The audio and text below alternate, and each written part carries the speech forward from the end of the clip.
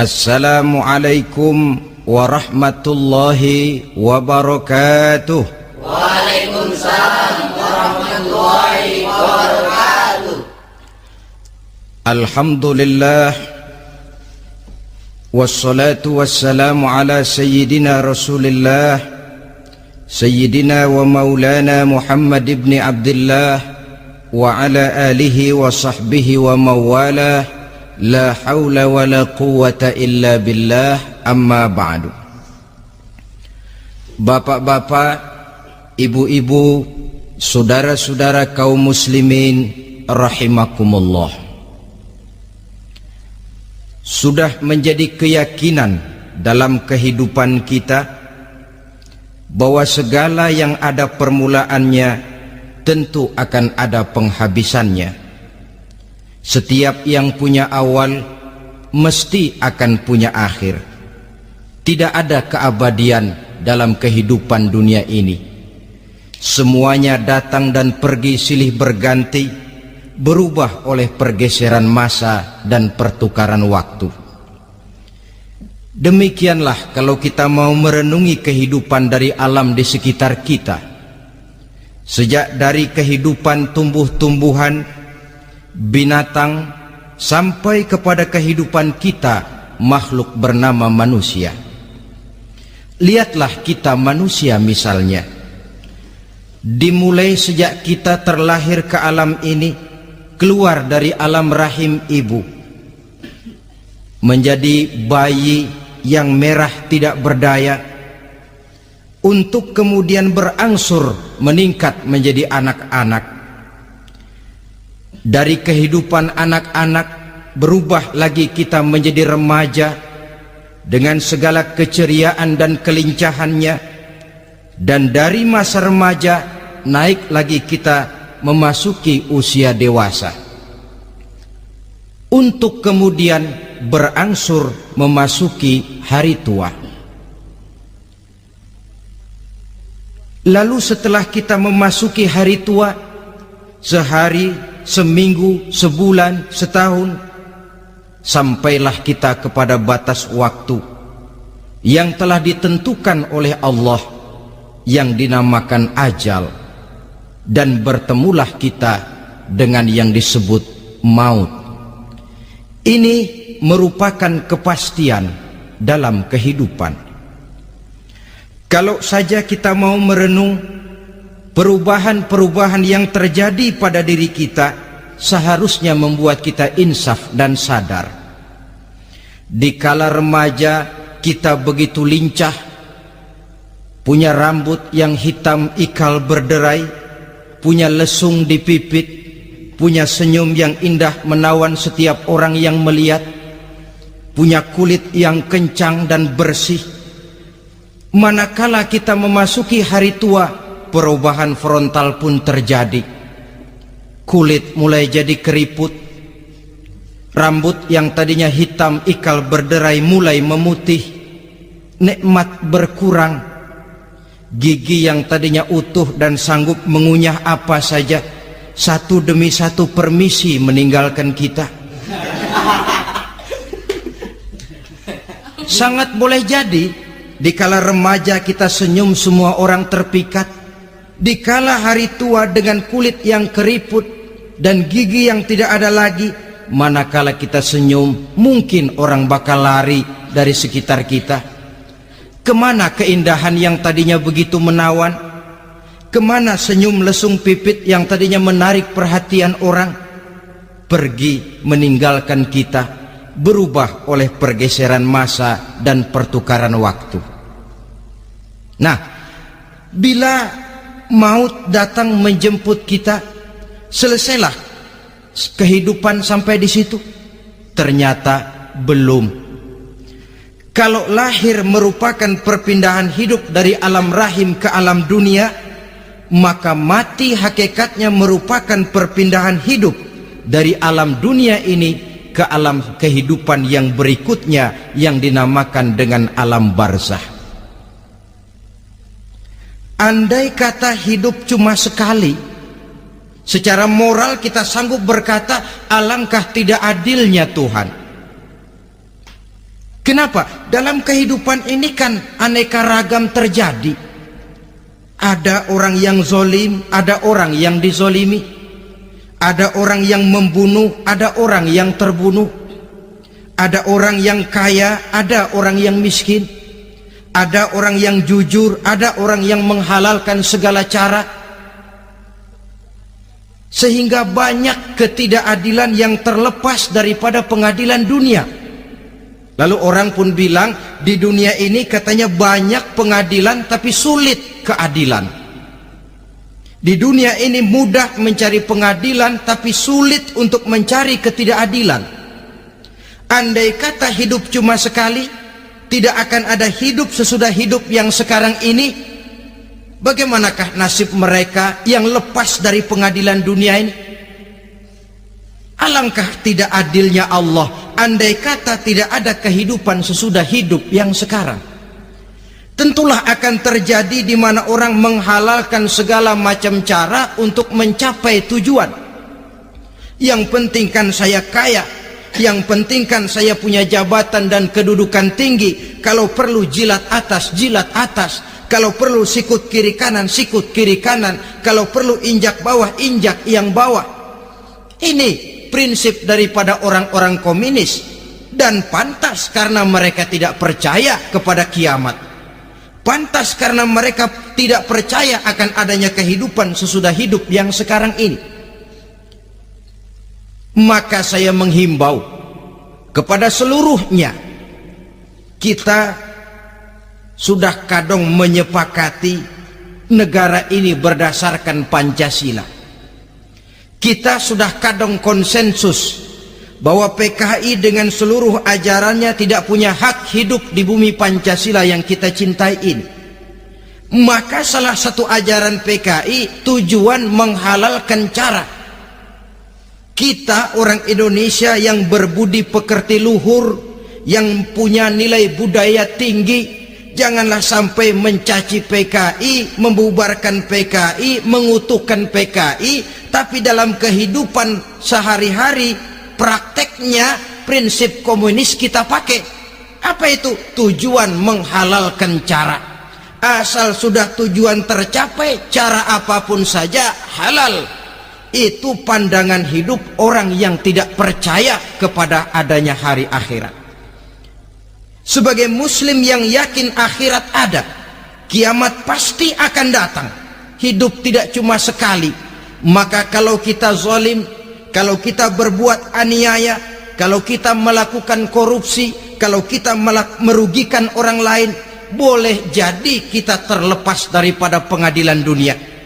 Tapi ingatlah, kita tidak akan pernah lepas dari pengadilan Allah, pengadilan Qadhi Rabbul Jalil, di mana kita akan diadili dengan seadil-adilnya, dan tidak satu perbuatan yang bersifat salah, yang bagaimanapun kecilnya, yang akan lepas dari pengadilan di akhirat itu nanti.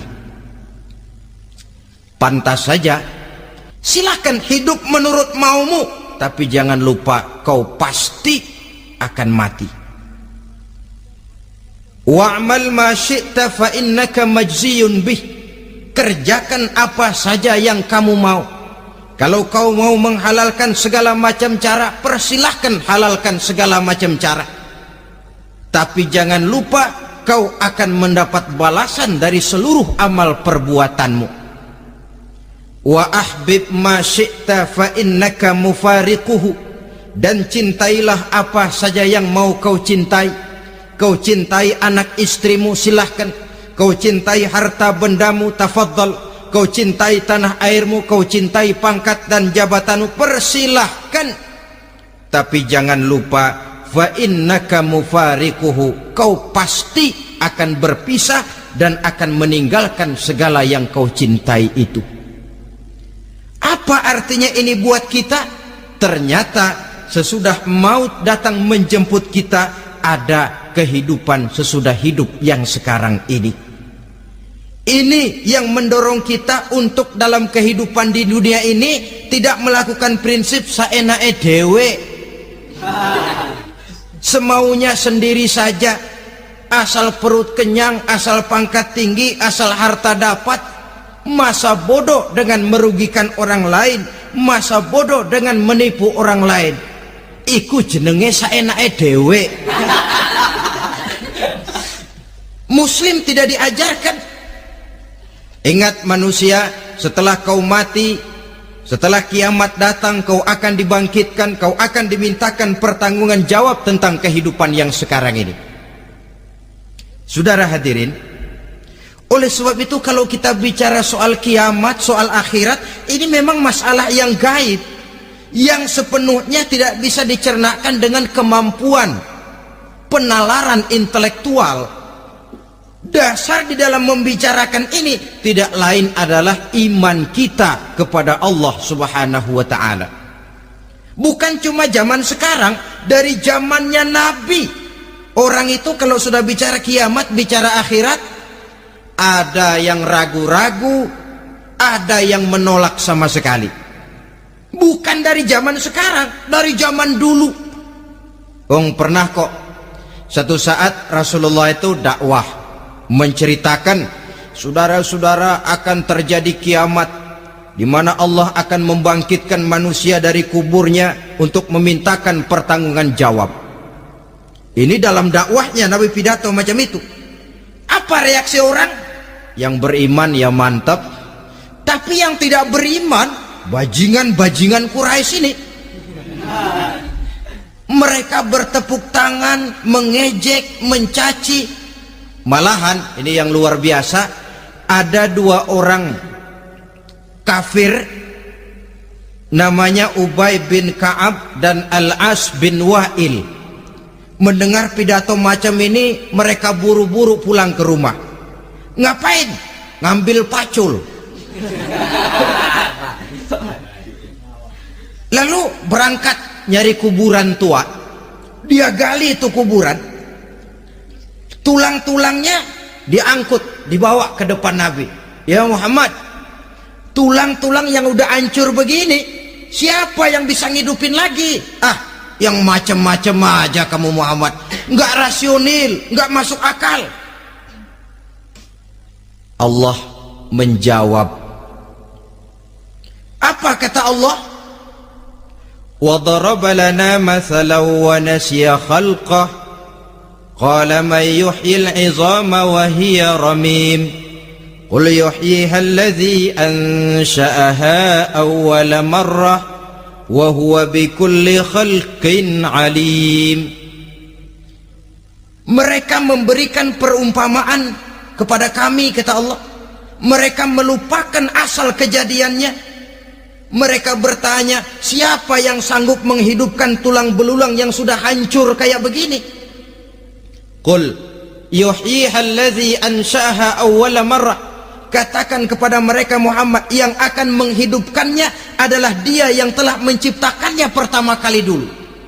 Kalau Dia sanggup menciptakan, Dia tentu lebih sanggup lagi untuk mengembalikan reproduksi ciptaan itu sebagaimana semula. Yang paling kasihan yang ragu-ragu. Akhirat itu ada apa enggak sih?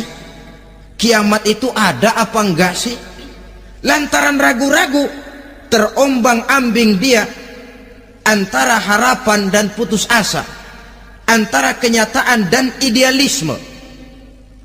Ada yang buta sama sekali 100% terhadap keadaan-keadaan sesudah mati.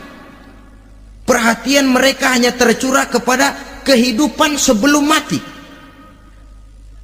Yang mereka perhatikan siang dan malam tidak lebih daripada urusan perut. Pergi pagi, pulang sore, peras keringat, banting tulang. Cuma soal makan, soal minum, soal pakaian, soal kendaraan, soal rumah tangga, soal anak, soal istri. Yang mereka pentingkan hanya soal-soal politik misalnya, ekonomi, pembangunan dan industri. Untuk soal-soal kayak begitu giat betul, habis seluruh waktu untuk memikirkan, meningkatkan kebudayaan, politik, sosial, ekonomi. Kadang-kadang kurang tidur, kurang istirahat, berkeliaran ke sana kemari ke tempat yang jauh-jauh, sampai-sampai kadang-kadang terkena stres, penyakit darah tinggi, ginjal, lever, untuk memikirkan hal-hal yang semata-mata karena dunia saja. Lantas boleh jadi mereka mendapatkan kekayaan yang berlimpah ruah, mendapatkan kedudukan yang tinggi, nama yang semerbak, dikenal orang di barat dan di timur, di utara dan di selatan. Tetapi alangkah kecewanya mereka jikalau datang ajal menjemput nyawa, mati mereka meninggalkan harta yang banyak, nama yang masyhur, mereka disebut dengan jasa-jasanya. Radio memberitakan, TV menyiarkan, koran-koran memuat, bahkan nama mereka kadang-kadang dikenang 2-3 tahun setelah wafatnya. Tetapi dalam pada itu roh mereka merintih, mengeluh, menderita, karena dilemparkan oleh Allah ke tempat-tempat yang kotor, penyesalan yang sudah tidak akan ada gunanya lagi. Saudara-saudara kaum muslimin rahimakumullah. Nah, kalau kita sudah yakin kiamat sesuatu yang pasti adanya, akhirat sesuatu yang pasti adanya, dari mana pembicaraan tentang kiamat ini kita mulai? Tentu dari diri kita. Marilah kita mencoba melihat proses perjalanan hidup ini sampai kita memasuki kiamat. Hadirin, tidak ada makhluk secantik manusia. Tidak percaya, pernah ke Ragunan? Nah, saudara masuk ke kebun binatang, segala macam makhluk ada di situ, ratusan macam jenis binatang. Bandingkan dengan saudara, kira-kira cakep mana?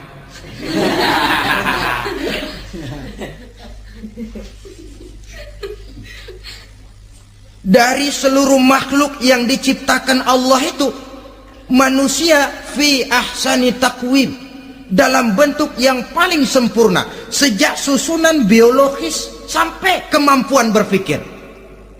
Biologis kita ya Allah, bang makhluk-makhluk Allah lainnya. Nah, kesempurnaan manusia ini oleh karena hidupnya terdiri dari 2 unsur pokok. Pertama unsur jasmani dan kedua unsur rohani, jasad dan roh. Jasad yang terlihat sekarang ini, potongan saudara yang ngejedok di depan saya ini jasad saudara. Ini yang berasal dari saripati makanan yang dimakan oleh bapak ibu kita. Lalu hasil kerjasama yang baik antara ibu dengan bapak, terwujudlah kita. Kalimat langsungnya, jasad ini berasal dari tanah yang tadi berubah dari bayi, remaja, dewasa, meningkat hari tua. Yang berubah itu jasmani kita. Kenapa? Karena jasmani itu materi, benda, daya tahannya terbatas. Dia berubah oleh pergeseran masa dan pertukaran waktu. Apa ada orang makin tua makin cakep? Jasmani oleh karena dia materi, dia berubah oleh pergeseran masa dan pertukaran waktu. Nah, yang menyebabkan jasmani itu bergerak karena ada roh di dalamnya. Ini yang menyebabkan kehidupan. Ini yang menjadi sumber kehidupan, pusat kesadaran dan pengertian dalam kehidupan manusia. Tanpa roh dalam diri kita, maka jasad kita, pernah lihat orang mati? Nah, itu kalau orang mati, coba perhatikan. Apanya yang kurang? Kupingnya masih ada, tapi sudah tidak sanggup mendengar. Matanya masih lengkap, tapi tidak mampu melihat. Jangankan melihat, terbuka saja tidak. mulutnya masih ada tapi sudah tidak bicara lagi, telinganya cukup tapi sudah tidak sanggup mendengar, kakinya lengkap tapi tidak mampu lagi berjalan. Apa penyebabnya itu? Ternyata jasmani kita, jasad ini manakala sudah ditinggalkan oleh ruh, dia tidak akan bisa berdaya apa-apa, tidak mampu berjalan, tidak pula berbuat, tidak pula bekerja apapun saja. Saudara-saudara, dua-duanya punya kebutuhan. Jasmani ada kebutuhannya, rohani pun ada kebutuhannya. Jasmani yang jelas perlu makan, perlu minum, perlu tidur, perlu pakaian dan sebagainya. Nah, apabila saat berpisah datang, ajal sampai, berpisahlah roh dan jasad, dan itulah yang dinamakan dengan maut. Jadi apa sih mati itu? Mati adalah berpisahnya roh dengan jasad. Sebab itu Islam sangat menganjurkan kita untuk banyak-banyak mengingat mati. Bagaimana caranya mengingat mati? Pertama, mati itu kan pasti. Kira-kira yang hadir di sini ada yang nggak mati nggak? Kira-kira? Semuanya bakal mati kan? Berani? Berani. Sekarang mau? Saudara, sebenarnya kalau kita merenung lebih jauh, orang itu tidak perlu takut mati, walaupun tidak boleh terlalu berani menghadapi mati. Karena bagaimanapun takutnya kita kepada mati, toh dia pasti datang. Bagaimanapun beraninya kita mati, kalau belum ajal ya tidak mati juga. Jadi muslim itu kan harus berani menghadapi hidup dan tidak takut menghadapi mati. Mati adalah sesuatu yang pasti. Muslim dianjurkan banyak-banyak mengingat mati dalam kehidupan. Caranya bagaimana? Pertama, berziarah nengokin teman yang sakit. Ya? Suka nengokin teman yang sakit enggak? Oh, itu pahalanya kata Nabi. Menengok orang yang sedang sakit lebih afdol daripada sholat sunnah 1000 rakaat. Apa pernah saudara sembahyang sunnah sampai 1000 rakaat? Nengokin orang sakit pahalanya lebih afdol daripada itu. Kenapa menengoki orang sakit mengingatkan kita kepada mati? Iya ya, ini teman saya yang kemarin segar banget, bercanda sama saya, ketawa sama-sama, sekarang terbaring tidak berdaya, hilang kemampuannya, hilang keceriaannya, sakit. Iya kalau sembuh, kalau ajal, iya sekarang giliran dia, kalau jatuh ke saya. Lalu menghibur teman dengan kata-kata yang enak, yang akan mendatangkan sugesti supaya dia cepat sembuh. Jangan nengokin orang sakit jujur, sakit apa lo? Perut. Emang teman gua kemarin sakit begini mati nih. Wah, itu orang bisa jadi shock lantaran etika kita tidak akan sampai ke sana. Menjenguk orang sakit akan mengingatkan kita kepada mati. Apalagi ziarah kubur. Ada yang orang tuanya sudah meninggal? Kalau ada, ya tidak bisa tiap hari, sekurang-kurangnya seminggu sekali, Jumat pagi misalnya, ziarah kita ke kubur. Sehingga kalau kita masuk kubur kan ada etikanya. Assalamualaikum ya ahlal kubur wa inna insyaallahu bikum lahikun. Hai penduduk kubur, keselamatan bagi kamu dan kami yang masih hidup sekarang ini insyaallah pasti bakal nyusul kamu. Iya, yang kemarin gagah benar sekarang terbaring tanpa daya. Ini unggukan kuburannya. Yang kemarin ada sekarang sudah tidak ada. Kemana dia? Kami satu saat pasti akan begini. Ingat mati. Lalu apalagi yang bisa membuat kita ingat kepada mati? Mengawal jenazah. Bukankah sangat dianjurkan oleh agama?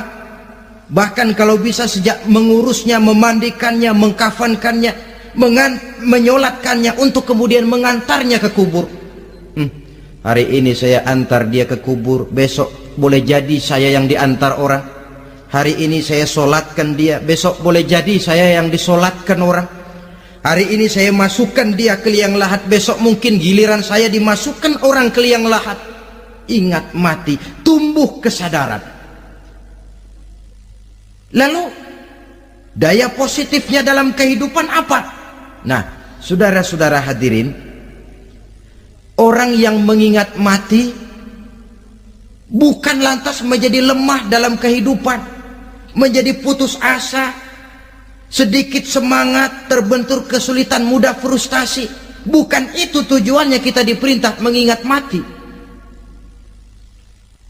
Jelasnya Islam menganjurkan kita untuk mengingat mati guna maksud-maksud yang positif, supaya orang lalu sadar hidup ini cuma sebentar. Maka mumpung hidup, nah ini mumpung, tapi mumpung yang baik. Mumpung hidup, maka hidup yang singkat ini harus saya pergunakan dengan sebaik-baiknya, melakukan kebajikan yang sebanyak-banyaknya, menjauhkan rasa malas, menunggu keajaiban yang datang dari langit, berleha-leha, bermain-main, sementara maut kalau dia datang tidak pernah main-main.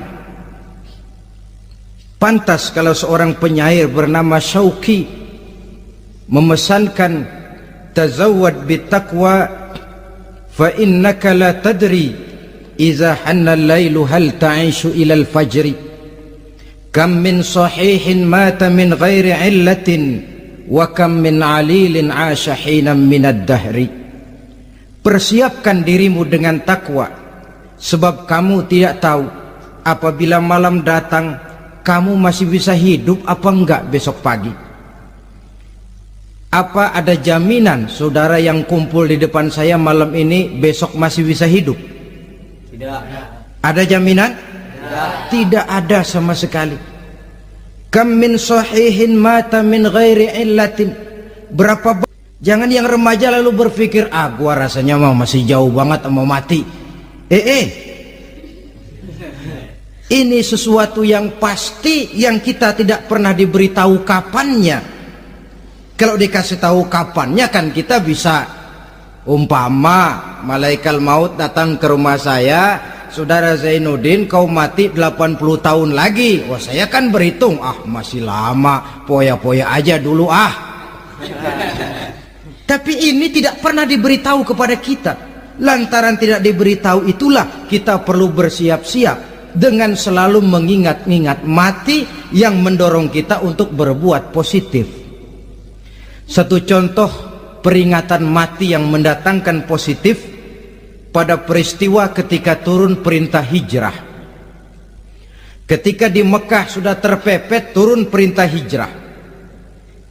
Ini sahabat yang berangkat hijrah, jangan dikira semua bulat hati. Ada yang mikir, kalau saya hijrah berangkat dari Mekah ke Madinah, nanti di tengah jalan dicegat oleh kafir Quraisy lalu dibunuh, mati saya. Takut mati. Allah peringatkan, kullu nafsin za'iqatul maut. Kamu disuruh hijrah saja takut mati, padahal kamu tahu semua yang hidup bakalan mati.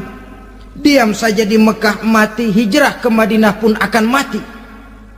Mendengar ayat ini, Sayyidina Umar bin Khattab seperti dibakar semangatnya. Kalau sebagian sahabat hijrah sembunyi-sembunyi, beliau mau hijrah itu malah bajingan Quraisy dikumpulkan dekat Ka'bah. Pidato, ya ma'syara Quraisy, dedengkot Quraisy, dengerin. Besok pagi yang namanya Umar bin Khattab mau hijrah dari Mekah ke Madinah. Siapa yang kepengen kepalanya berpisah dengan badannya, persilahkan cegat Umar di jalanan. Besok dengan tenang dia berangkat hijrah, gak ada yang berani nyegat. Tuh Quraisy juga barangkali mikir, gue ngapain nyegat penyakit. Begitu ingat mati, timbul semangat juang, timbul semangat berbuat. Ini ingat mati yang positif, bukan yang melemahkan semangat. Dah jangan kerja rajin-rajin dah, lu bakalan mati. Ini ingat mati yang salah pasang. Ingat mati seharusnya mendorong manusia untuk berbuat lebih tekun. Allah memberikan peringatan, Qul innal mauta allazi tafirruna minhu fa innahu mulaqikum. Katakan, maut yang kamu akan melarikan diri daripadanya, yang kamu takuti benar dia pasti akan datang menjemput kamu. Saudara-saudara hadirin yang saya hormati, datangnya memang tidak kita harapkan yang namanya maut, tapi sekali dia datang tidak ada pintu tempat kita lari. Dia memang tidak pernah kita undang, tapi sekali dia datang mengetok pintu, kekuatan apa yang bisa menolak? Dia sebuah tanda seru dalam kehidupan. Apa yang menyebabkan orang takut mati? Pertama barangkali karena dia tidak tahu bagaimana kehidupan sesudah mati. Alam kubur gelap, alam akhirat gelap, sehingga dia bingung. Lantaran bingung lalu jadi takut. Yang kedua boleh jadi oleh bayangan-bayangan dosa yang pernah dia kerjakan di dunia ini. Kerjanya cuma menumpuk dosa. Dia gembira, bahagia, tertawa di atas tumpukan dosanya, merasa segan berpisah dengan seluruh kehidupan ini, sehingga boleh jadi maut adalah sesuatu yang ditakutkannya benar dalam kehidupan. Tapi bagaimanapun takutnya, tidak ada tempat lari dari dia. Dalam ayat lain Allah jelaskan, Ainama takunu yudrikumul mautu walau kuntum fi burujim musayyadah. Di mana saja kamu berada, dalam benteng yang paling tangguh sekalipun, maut pasti akan datang menjemput kamu. Nah, bagaimana caranya maut datang menjemput kita? Bila datang dia, sang malaikat pencabut nyawa, malaikat Israel namanya, hendak mengambil ruh kita. Dalam suasana macam begitu, di akhir kehidupan dunia, dalam berhadapan dengan sakaratul maut, terbagilah manusia dalam dua bagian besar. Pertama, yang menghadapi sakaratul maut itu dengan husnul khatimah, baik di akhirnya, sehingga pada saat ruhnya berpisah dengan jasadnya, kelihatan dia seperti senyum, mukanya cerah. Bahkan sebelum itu boleh jadi dia sempat meninggalkan pesan-pesan yang baik. Ada yang sempat azan, ada yang sempat baca Quran. Pernah kan nemui orang yang mau mati seperti itu? Yang sempat azan, yang sempat baca Quran, yang sempat meninggalkan wasiat-wasiat yang baik. Sebab apa? Malaikat maut datang menjemput mereka juga dengan baik-baik. Dicabut ruhnya perlahan-lahan, tapi sungguh pun perlahan-lahan. Pedihnya, sakitnya tetap tiada tara. Rasulullah Sallallahu Alaihi Wasallam, dikala beliau hendak berhadapan dengan sakaratul maut, diceritakan mencelupkan tangannya ke dalam gelas berisi air, lalu mengusapkannya ke muka beliau seraya berdoa, Ya Allah, mudahkan saya dalam menghadapi sekarat ini. Beliau juga yang mengatakan bahwa sakitnya sakaratul maut sama dengan 300 kali bacokan pedang. Sehingga kita diajarkan doa. Di antara doa selamat itu kan ada Allahumma hawwin alaina fi sakaratil Ya Allah, mudahkan saya di dalam menghadapi sakaratul maut itu. Ketika ruh ini keluar dari jasad, mata masih mengikuti ruh itu. Sehingga kadang-kadang ada yang matanya terbelalak dan tidak sempat ditutup, terbuka terus, mengikuti ruh itu keluar dari jasadnya. Adapun golongan kedua, manusia yang ketika berhadapan dengan sakaratul maut mendapatkan su'ul khatimah, jelek di penghabisannya. Sekaratnya sudah setengah mati, lalu jelek juga di akhirnya, mati dalam keadaan yang tidak baik, tidak terpuji. Ada yang lagi megang kartu, mati. Ada yang lagi di tempat ngadu ayam, mati. Ada yang lagi di tempat pelacuran, mati. Ada yang lagi megang botol minuman keras, mati. Nih barangkali malaikat maut gemes banget nariknya, lu bajingan, lu tarik terus ya, lampu. Mati su'ul khatimah. Makanya bagus itu, kadang-kadang di majelis-majelis taklim kan sering dibaca, ya Allah biha, ya Allah biha, ya Allah bihusnil khatimah. Kan ada itu? Ada enggak? Saudara hadirin, mohon agar oleh Allah kita diberikan husnul khatimah, baik di saat ruh akan berpisah dengan jasad. Ini sesuatu yang pasti. Sang malaikat maut datang menjemput nyawa. Setelah ruh berpisah dari badan, maka tinggallah sang badan, ditangisi oleh semua yang kita tinggalkan. Sehingga kepada putrinya Fatimah, ketika malaikat maut datang hendak menjemput baginda Nabi, beliau berkata kepada anaknya, Fatimah, kamu tahu siapa yang datang? Saya tidak tahu, Bapak. Yang datang hadimul lazat, itu dia yang menghancurkan seluruh kesenangan dunia. Wa qati'us syahwat, yang memisahkan kita dengan seluruh yang kita cintai. Dia malaikat maut, Pak. Demi setelah dikafankan, dibujurkan, kita menghadap ke arah kiblat, orang banyak pun datang menyolatkan kita dengan 4 takbir, diiringi dengan doa, lalu upacara pelepasan, berangkat kita meninggalkan anak, istri, suami, kampung halaman, tanah air, bahkan alam dunia ini. Selamat tinggal alam dan seluruh isinya. Tinggallah yang tinggal. Saya akan kembali ke tempat asal dari mana saya datang, untuk kembali mempertanggungjawabkan seluruh perbuatan saya dalam kehidupan ini. Manakala upacara pelepasan selesailah sudah, dimasukkan kita ke keranda jenazah, digotong orang, bismillah wa ala millati rasulillah, dibawa ke tempat peristirahatan terakhir katanya.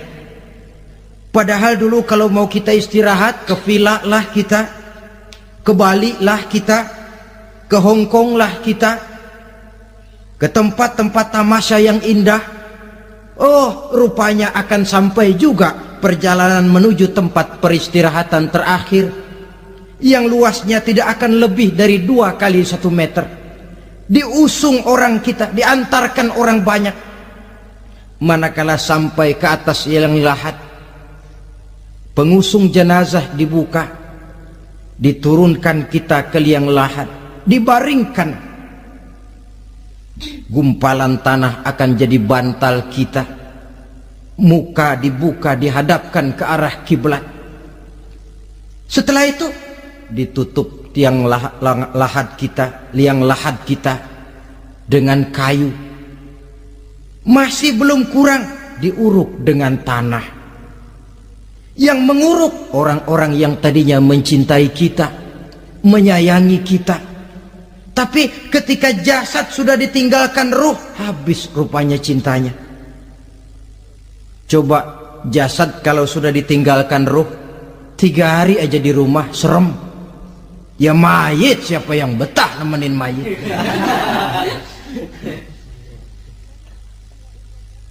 Lalu bila upacara pemakaman selesai, maka berusahalah semuanya. Para pengantar akan kembali ke rumahnya masing-masing. Maka masuk kita ke alam kehidupan, yaitu yang disebut alam barzakh atau alam kubur. Apa selesai hidup sampai di situ? Tidak. Hanya beberapa langkah setelah yang mengantar kita pulang. Diriwayatkan dalam hadis Bukhari dan Muslim, bila seseorang sudah diletakkan di kuburnya, lalu yang mengantar kembali pulang, maka roh si mayit akan dapat mendengar bunyi terompah orang yang pulang itu. Bunyi terompahnya terdengar. Datang 2 malaikat menanyakan dia dengan pertanyaan-pertanyaan yang kalau bisa dijawab dengan betul. 2 malaikat yang bernama Munkar Nakir akan bilang, jawabanmu betul, tenanglah kau di sini, naumatal arus, tidurlah kau di sini seperti tidurnya pengantin. Orang yang baik-baik di alam kuburnya akan mendapat nikmat kubur, sehingga masa penantian yang lama. Sebab jangan lupa, kita masuk ke kubur itu kan menunggu sampai datangnya hari kiamat. Jadi kalau kiamat umpama masih 1000 tahun lagi, ya 1000 tahun kita menunggu.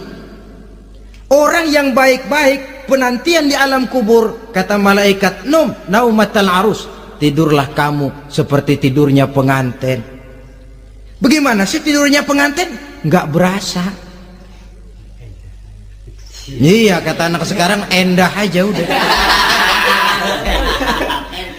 Begitu mendusin pagi, kata lakinya, malam sebentar bener ya Neng. Sebentar betul katanya malam. Iya tentu saja tidak terasa. Kenapa? Dia tidak pernah memikirkan waktu. Terbawa oleh kenikmatan dan kelezatan yang dirasakannya dalam kehidupan.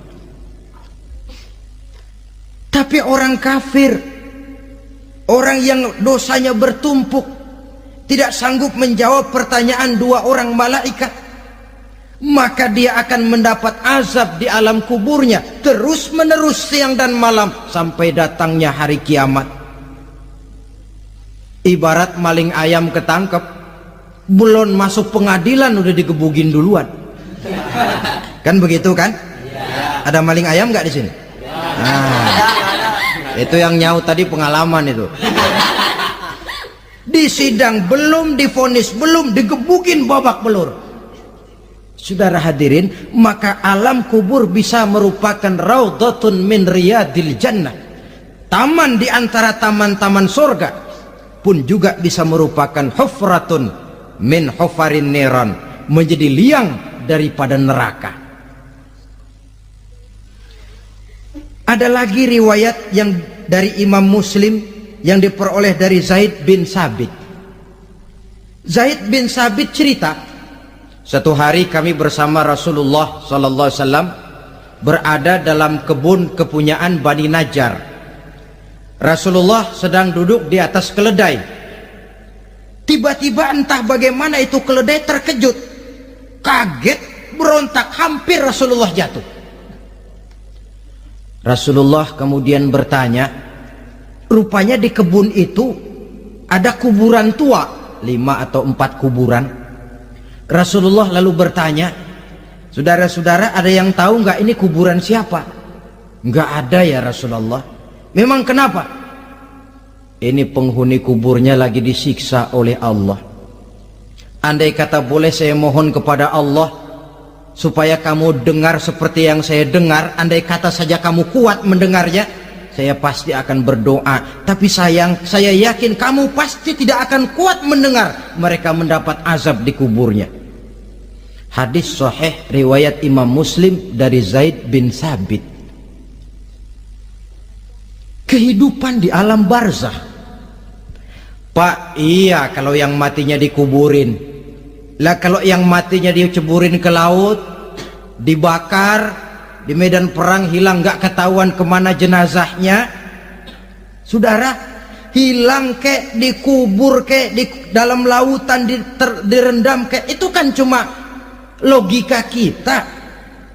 Menurut Allah tidak ada perbedaan orang mati dikubur di dasar lautan atau dibakar sampai jadi abu atau gugur di medan perang tidak ketemu jenazahnya. Entah mereka tetap masuk ke alam barzah namanya. Jasad boleh hancur, tapi roh sebagai sumber kehidupan, pusat kesadaran dan pengertian, dia tetap ada, mengalami kebahagiaan dan kegembiraan atau mengalami kepedihan dan penderitaan, bergantung kepada amalan yang kita lakukan dalam kehidupan di dunia ini. Maka dalam Yasin tadi kan jelas, qul yuhyiha alladzi ansha'aha awwala marrah, yang menghidupkan mereka yang dikubur di dasar lautan, mereka yang dibakar sampai jadi abu, yang akan menghidupkan ialah Allah yang menciptakan mereka dulu pertama kalinya. Jadi kalau sudah ada aslinya, ya tentu tidak perlu contoh lagi, akan sangat mudah membuatnya. Orang tua kita, keluarga kita yang sudah berpulang, mereka di alam barzah sekarang ini bisa mendapat nikmat kubur, bisa mendapat azab kubur, bergantung amalan mereka dalam kehidupan di dunia ini.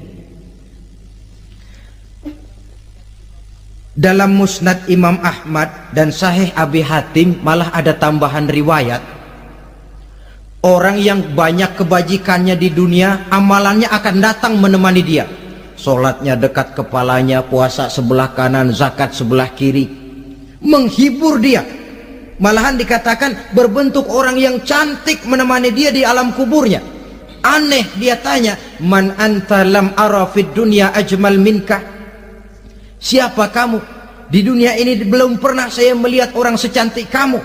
Dia jawab, ana amaluka soleh. Saya adalah amalmu yang soleh yang kau kerjakan waktu di dunia. Saya sekarang diperintahkan untuk menemani kamu di sini. Alhamdulillah. Sedangkan amalnya yang jahat akan datang dalam bentuk yang menyeramkan menemani dia di sana. Bayangin deh, di kuburan ditemenin yang serem-serem. Sama juga di dunia. Di dunia, kalau kita di tempat gelap ditemenin orang cakep, enak nggak? Enak. Wah, pengalaman. Tapi coba bayangin, sudah tempatnya gelap, yang nemenin jelek nggak ketulungan, gerah kita. Nah, saudara hadirin yang saya hormati, lalu bagaimana tempat arwah-arwah yang sudah kembali menghadap Allah yang disebut mustaqarrul arwah itu?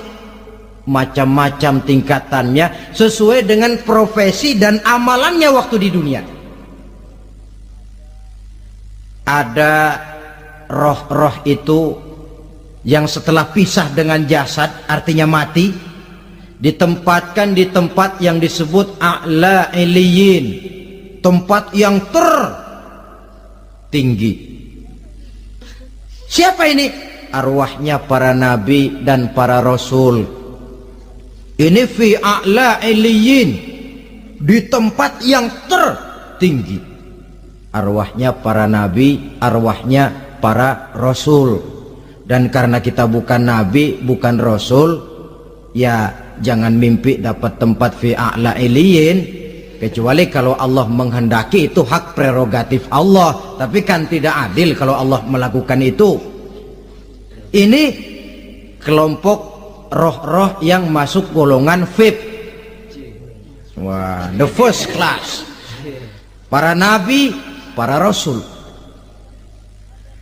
Lalu ada pula roh-roh itu yang setelah pisah dengan jasadnya diumpamakan seperti burung-burung hijau yang berterbangan di perkebun-kebunan surga. Roh siapa mereka ini? Rohnya para syuhada, orang-orang yang mati syahid gugur membela agama. Nah, ini bedanya orang mati syahid dengan pahlawan ya. Apa bedanya syuhada dengan pahlawan? Kalau syuhada orang yang gugur membela agama, niatnya karena Allah, mati syahid. Kalau pahlawan orang yang gugur membela negara, orang yang dianggap berjasa kepada pemerintah. Klimaksnya kalau orang mati syahid jelas surga, tapi pahlawan belum tentu surga. Kenapa? Bergantung kepada negara macam apa yang dibelanya dan pemerintah model mana yang dibelanya. Di negara-negara komunis misalnya, banyak nggak pahlawan? Banyak. Dengan sekian tanda jasa yang mati di medan perang dan sebagainya. Kira-kira pahlawan komunis masuk surga enggak? Tidak. Ya, kalau pahlawan komunis masuk surga, kita enggak kebagian kapling di surga barangkali.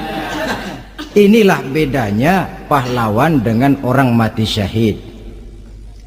Kemudian ada pula roh itu yang tertahan di pintu surga. Tertahan di pintu surga.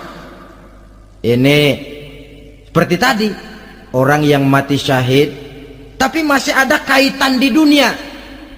Rasulullah pernah ditanya orang, ya Rasul, kalau saya maju ke medan perang bela agama mati syahid, apa saya masuk surga? Iya, masuk surga, kecuali kata Nabi kalau masih punya utang. Nah, tertahan di pintu surga. Ada pula roh itu yang tertahan di alam kuburnya. Ini umumnya seperti tadi itu, ada mempunyai dosa, mempunyai kesalahan sehingga merasakan azab kubur. Ada juga roh itu yang tertahan di permukaan bumi. Mereka yang dalam hidup selalu menumpuk dosa-dosa yang besar, meninggal sebelum keburu untuk bertaubat. Saudara hadirin yang saya hormati, inilah yang kita khawatirkan. Sebab jikalau pada saat roh sudah datang, jikalau saatnya roh datang berpisah dengan jasad, menemukan sakaratul maut, saat itu taubat sudah tidak akan ada gunanya lagi. Masuk ke alam kubur, mendapat azab kubur sampai datangnya hari kiamat. Berapa lama di alam kubur ini? Menunggulah kita sampai datang saatnya kiamat. Nah, saudara-saudara, apa tanda-tanda hari kiamat? Kapan dia akan datang? Bagaimana hal ihwal manusia pada saat terjadi kiamat? Bagaimana alam ini? Bagaimana perhitungan di padang mahsyar? Insya Allah akan saya ungkapkan pada bagian kedua dari ceramah ini. Insya Allah kita akan lanjutkan pembicaraan ini sampai kepada terminal paling akhir, surga dan neraka. Inilah saja pertemuan kita pada kesempatan kali ini. Terima kasih banyak atas segala perhatian. Mohon maaf atas segala kekurangan. Wabillahi taufiq wal hidayah. Wassalamualaikum warahmatullahi wabarakatuh. Waalaikumsalam warahmatullahi wabarakatuh.